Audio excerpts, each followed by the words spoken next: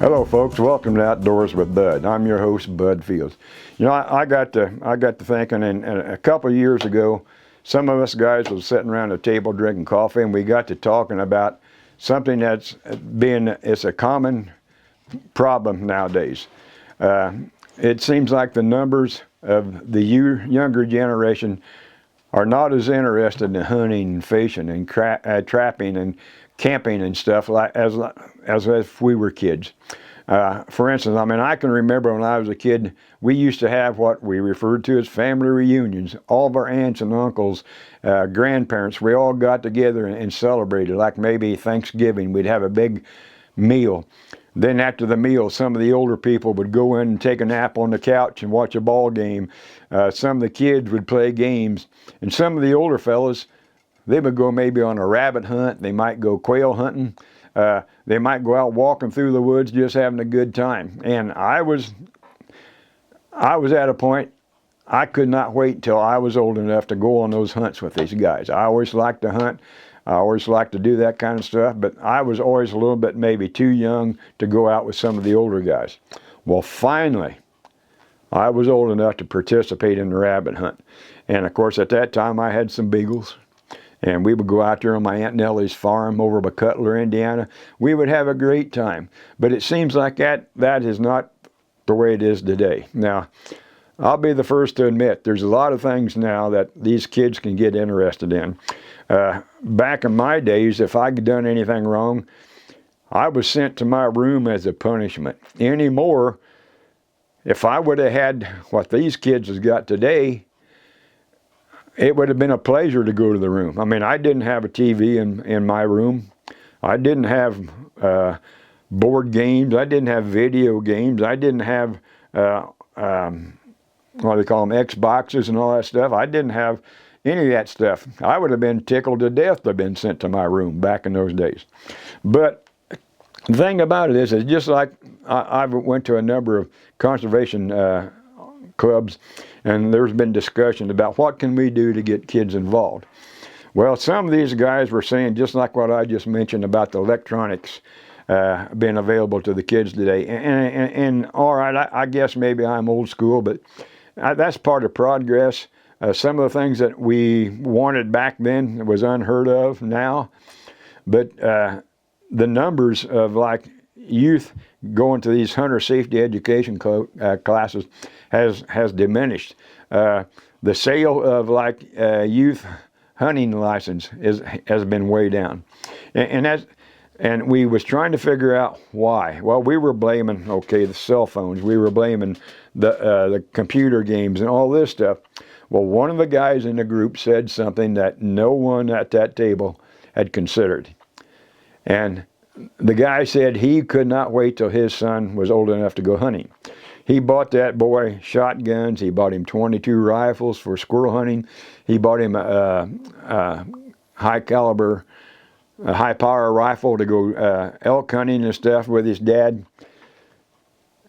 And every time they would go, that boy was excited because he was going to go and be with his dad. Well, the one time the guy said we were sitting there and this little basket rack 6-point buck come walking in. Well, that kid was so excited to see that buck in the wild.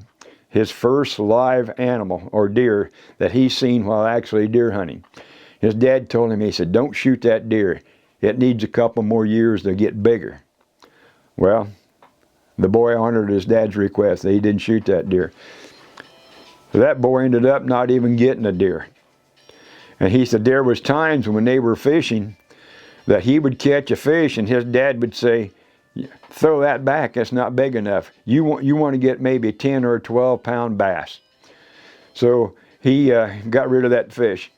Well, every time there was something come in, his dad had some kind of a plan for the boy. Anyway, this kid, the next thing you know, his dad had told him so many times, that deer needs a couple more years, it's not big enough.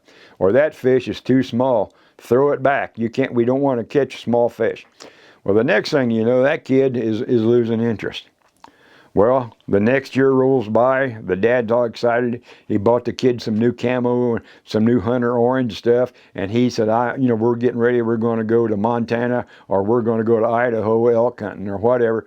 the boy said, "Gee, Dad," he said, "I can't." He said, "I've got other plans. I'm supposed to go with Mark or Joe or Pete or Bob."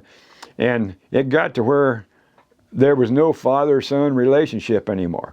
And the dad got concerned. So he sat the boy down and he asked him, he said, what seems to be the problem? You used to be gung-ho. You wanted to go fishing every weekend. You wanted to go deer hunting every day during the hunting season. But now all of a sudden, you've got plans with everybody else. He said, "What is it?" He said, "Dad," he said, "every time we went hunting, all I wanted to do was shoot a deer. I wanted to shoot a deer. I wanted to get some meat to put in the freezer to make me feel like I was contributing to our family." And he said, "But you always said that deer's not big enough. Let's wait, let's wait, let's wait." And the next thing you know, the season's over. And he said, "I'm still waiting. And I haven't even fired a shot yet." Same thing when we were fishing. I didn't care how big the fish was. I didn't care what the fish was. I just wanted to catch fish to show you I could do it.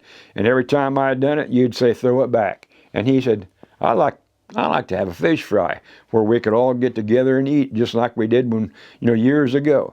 And he said, "But I could never satisfy you." And he said, "I decided it wasn't worth it." Now that's something that really kind of hit hard.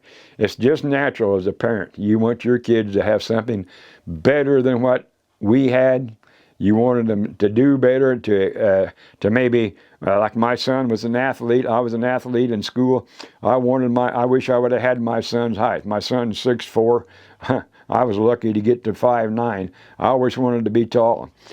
But my son was a great athlete, and he loved hunting and everything. But anytime, I always left it to him. I would like to see him get a big buck. He didn't care really if he shot a doe. He just wanted to be able to tell his friends, "I was successful. I got a deer with a bow and arrow," or "I shot one with one of my dad's guns." And he said, but he always enjoyed that. But if I would have made him wait, and I could see how you could lose interest in that. So maybe the electronic world is not what's causing the sales in the younger youth not to be involved like what we want them to be, what we wanted when we were young. This is a newer generation. Things change. I was a hunter safety education instructor for over 50 years. I saw a lot of kids coming in taking their hunter safety education courses that was so fired up to go hunting. And then I just hope they stayed with it, because I know a lot of those kids that was there, like say 50 years ago when I first started. I mean, golly, they're grandparents now, and they're bringing their sons, they're bringing their grandkids in, and this is the only way that we're going to keep our future in the out of doors handy. So think about it. If that kid wants to shoot a small deer, he should be the one to be happy about it, and you too. It's not a matter, yeah, I like to get a big buck every year I go out, but I like to hunt for the meat and feed my family. Yeah, have a good time in the woods. Take these kids out there and let them decide what they want to take. If they look at you, I always said, it's up to you. If you want to shoot that deer, that's your choice. Just take a safe, ethical shot. Let's get these kids out in the woods and enjoying what we've enjoyed for years, because our future in the outdoors is going to be handed down to these kids, and they can hand it down to the next generation. So you might want to keep that in mind. That was something that nobody at that table had even considered, that maybe we were the detrimental force behind the kids losing interest. So, okay, folks, I want to thank you for letting us come into your house today. We'll get these kids out, get them shooting. Everybody have a good time in the woods. We'll see you down the road.